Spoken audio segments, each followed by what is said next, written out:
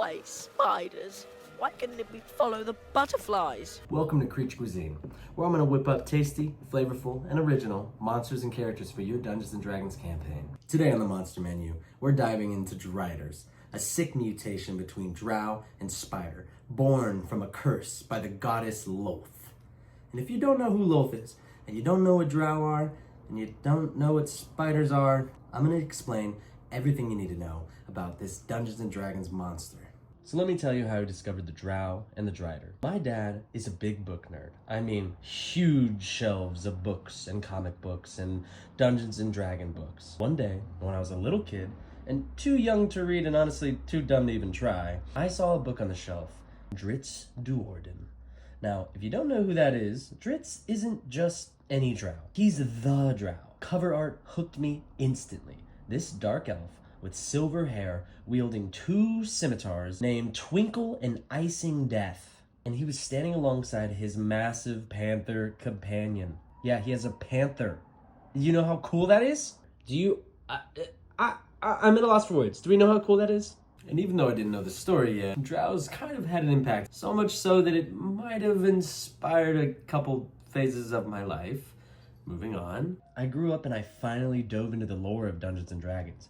And that's where I learned about drow. They are hands down one of the coolest races in all of Dungeons & Dragons. I'll even say that drow are the superior elf race. They really are. Listen, we all love Legolas, the golden child of elven perfection. And we even have a soft spot for this elf. And don't you know it's happening? Elves are known for their grace, their wisdom, and their connection to magic and nature. They're ethereal beings who embody all the ideals of beauty and intellect. But here's the thing. Drows take all of that and make it darker, and they make it sharper, and it's far more interesting. I don't feel anything emotionally except for rage. Drow are dark elves who were banished to the Underdark thousands of years ago. Their exile came as punishment for following Loth, the Spider Queen, in her rebellion against the elven gods. Loth and her followers were cast out of the sunlit world, forced to live in the Underdark, a sprawling network of lightless caverns beneath the surface. Must never go there, Simba. Over a millennia, the drow adapted to this harsh environment. Their once radiant skin turned dark and gray to blend in with the shadows. Will you still love me when I'm no longer young and beautiful? Their hair became silver or white, a reflection of the loss of sunlight. And their eyes, well, they glow red in the darkness, an eerie but necessary adaptation to the world where there is no natural light. Speaking of the Underdark, it's no walk in the park. This isn't your average everyday darkness. This is advanced darkness. Imagine a world filled with bioluminescent fungi, massive predators, and alien landscapes. The air is heavy, the caverns are vast, and the only law is survival. The drow carved their cities into this brutal environment, creating places like Menzo Baranzan, a sprawling city ruled by cunning and cruelty. Now in drow society, women hold the highest ranks. Girl power. Let's go, girl. The priestess of Loth are at the top of the food chain, wielding divine power and enforcing Loth's will. Men, on the other hand, they are relegated to the roles of soldiers, bodyguards, and enforcers. Big, strong, dumb boys. Disco with myself? Outrageous! This hierarchy is all a part of Loth's design. It's come to my attention that you don't know who I am. Loth strives on chaos and ambition. She encourages betrayal and rewards those who claw their way to the top. That's what you call ironic. To her, treachery is a virtue, and failure is the ultimate sin. And if you fail Loth, she doesn't just kill you, she transforms you.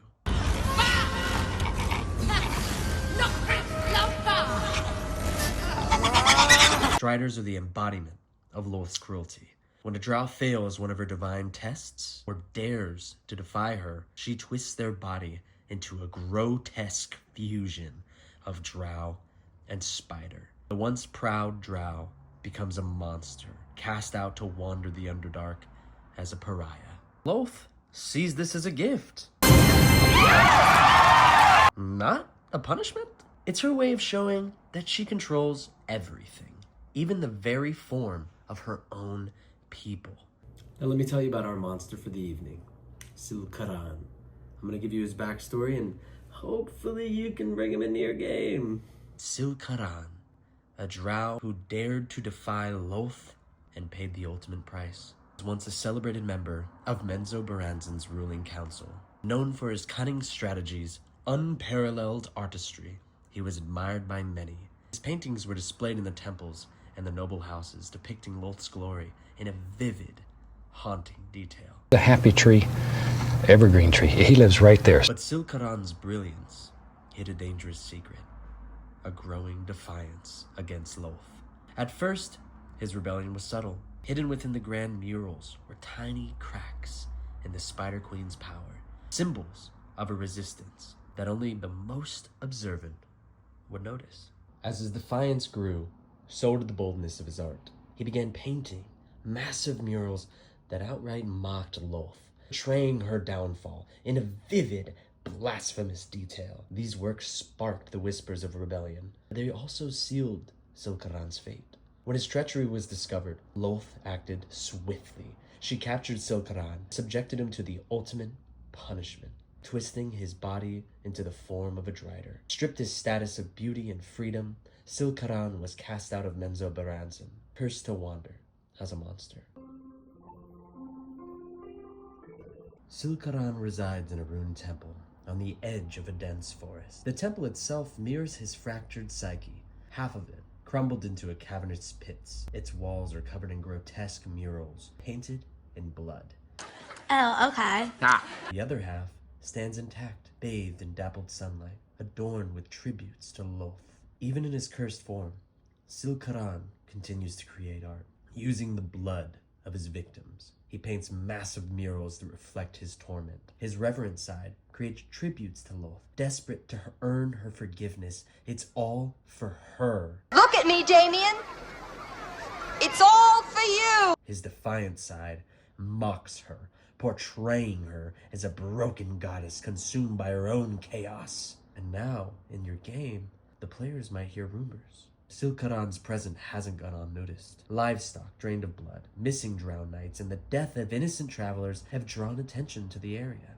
Locals whispering of a vampire stalking the forest, unaware of the true horror that awaits them. Surprise, motherfucker! When the party arrives at the temple, they find a lair filled with danger and mystery. Web-filled corridors, monstrous spiders, and cryptic murals tell the story of Sylkarron's rebellion and his punishment. And then, at the heart of the temple, they meet Sylkarron, a creature torn between his reverence and rebellion, desperate for a release from his torment.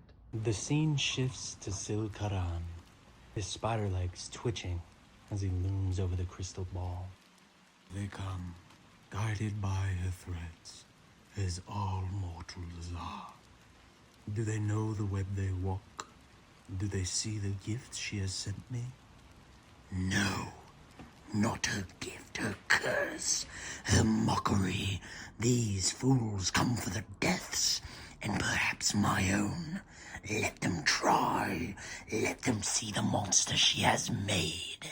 I've added a few links down below, a Spotify playlist for all your Drider encounters, and also an original stat block for Sylkarron that you can throw right into your game. I hope you enjoyed this video, and if you're looking forward to any more, leave a comment down below of what you want to see next, and if you use Sylkarron in your game or you love this story, tell me what you love about it. This is an official goodbye from me and Chai. We love you so much. Spiders, they want me to tap dance. I don't want to tap dance. You tell those spiders, Ron.